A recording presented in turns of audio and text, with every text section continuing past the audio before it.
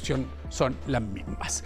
Son temáticas que queremos seguir profundizando, no solo esta, sino también de la actividad económica, lo que está pasando con el dólar en los últimos días, que no para de incrementar su valor. Ya está junto a nosotros Alejandro Urzúa, analista económico de UNAV y Open BBK. Alejandro, ¿cómo estás? Gracias por venir a Mercado en Vivo. Partimos con IMASEC.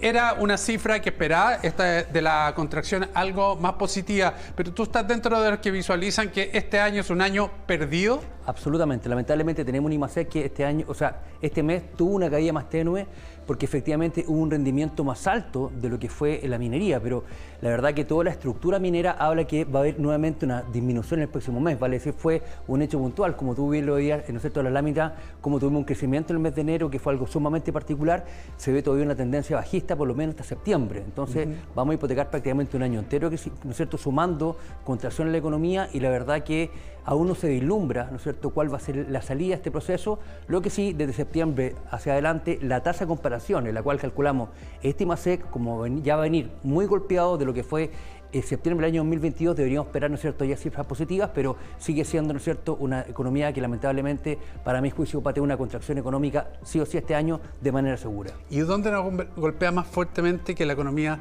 esté a ese nivel de contracción? Principalmente le golpea el bolsillo al chileno.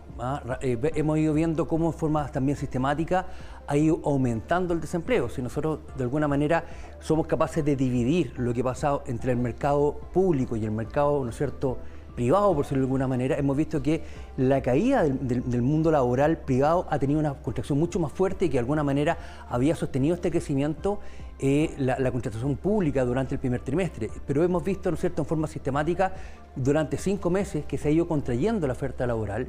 Y hay que recordar siempre a la gente que la oferta laboral se construye por gente que, estando en condiciones y en edad de trabajar, ¿no es cierto?, está activamente buscando trabajo. Muchas veces la gente dice, cuando está mal la situación económica, yo me resto, no salgo a buscar trabajo, por ende la masa del trabajo, en la cual calculamos, ¿no es cierto?, el desempleo también se achica. Entonces, lamentablemente, retomando un poco la idea, al tener un menor crecimiento, hay menores puestos de trabajo, hay menores mejoras salariales y por ende eso afecta directamente a la calidad de vida. Lamentablemente, el crecimiento económico y el bienestar social están absolutamente de la mano, son interdependientes. Crecimiento económico también que tiene una incidencia fundamental en la mayor recaudación. A mayor crecimiento se paga más impuestos y eso contribuye a lo que finalmente el gobierno quiere, que tener liquidez para solventar las demandas sociales. ¿Faltan medidas pro crecimiento para poder recaudar más? A mi modo, Cristian, faltan 2 elementos muy importantes. Una cosa es una mirada pro crecimiento, pero mucho más concreta. Hay que recordar que acá, por ejemplo, el ministro Marcel hablaba de que había visto, esto se ha hablado de un pacto fiscal, pero vemos que rápidamente las pymes, ¿no es cierto?, las que constituyen el 80% de la fuerza laboral chilena, vale decir, 8 de cada 10 trabajadores de nuestro país están contratados por una pyme, dicen que no hay acuerdo, que ellos ni siquiera fueron informados de este proceso. Entonces, se hace complejo eso y hay que entender, ¿no es cierto?, que efectivamente el impacto de un punto de crecimiento en términos de, ¿no es cierto?, de la actividad económica trae consigo, ¿no es cierto?, una cantidad importante de divisas al fisco en términos de impositivos. Entonces hay que hablar, ¿no es cierto?, tenemos el 19% del IVA, vale decir, la gente desde que se despierta en la mañana, ¿no es cierto?, pone sus primeros pies en el suelo, estamos pagando luz, claro, ¿no es cierto?, estamos pagando agua, el refrigerador, todos esos elementos ya estamos pagando impuestos de una manera transversal. Y de hecho, en el mes de mayo de este año pasó un hecho muy puntual en donde por primera vez los impuestos a la renta superaron los IVA. O sea, lo que recaudaba, ¿no es cierto?, el fisco por impuestos fue menor. El IVA, que es el impuesto al valor agregado, lo que pagamos nosotros en la actividad económica y comercial diaria, fue menor de lo que fuera el impuesto, ¿no es cierto?, por renta, que es el impuesto de segunda categoría. Entonces, eso viene a demostrar que esta contracción sistemática de la economía obviamente afecta importantemente, ¿no es cierto?, la recaudación fiscal, que hoy día también está tan en boga este proceso de las fundaciones, y se viene a hablar nuevamente de una alza fiscal que yo creo que ha generado también un malestar súper transversal de la ciudadanía. Esto yo creo que va mucho más allá de un color o un tinte político, sino que es un momento, aclaremos primero la sensación de la población es que se está malgastando la plata en fundaciones o con poca transparencia, y más encima me están subiendo, ¿no es cierto?, el pago de tributo impositivo, razón por la cual yo creo que es muy importante empezar a hablar dentro de este pacto social también, lo que tú muy bien hablabas en este slide, que de los 2.7 puntos que se buscan recoger, un 1.5 sea de una mejora de eficiencia. Y ahí yo creo que la gran deuda que tiene Chile es del retorno a la democracia, que me acuerdo en el primer discurso que hizo el presidente Elwin en ese momento, era la modernización del Estado, y eso obviamente genera eficiencia de transparencia de procesos. No sacamos nada con seguir con esta cantaleta de aumentar impuestos porque de alguna manera suena bonito, pero si yo tengo, ¿no es cierto? Si esto yo lo llevase a un, como lo dijo José Piñera, yo le llevara un tanque de benzina, ¿no es cierto? No saco nada con seguirle echando una mayor cantidad de benzina a ese tanque, si los forados que tengo en el tanque para contener esta ilusión, esta evasión y un gasto eficiente también de las divisas, obviamente no sacamos nada con seguir aumentando los impuestos.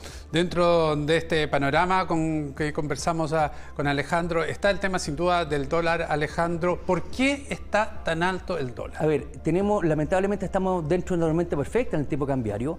Vimos durante la semana pasada que ya los mercados empezaban a prever lo que era, por ejemplo, un negocio, ya un secreto a voces en nuestra economía, era, ¿no es cierto?, que la tasa política monetaria, el Banco Central, iba a tener que bajar sustantivamente la tasa, en el entendido que la economía chilena, si nosotros lo pudiéramos graficar, estamos con los motores apagados, ¿no?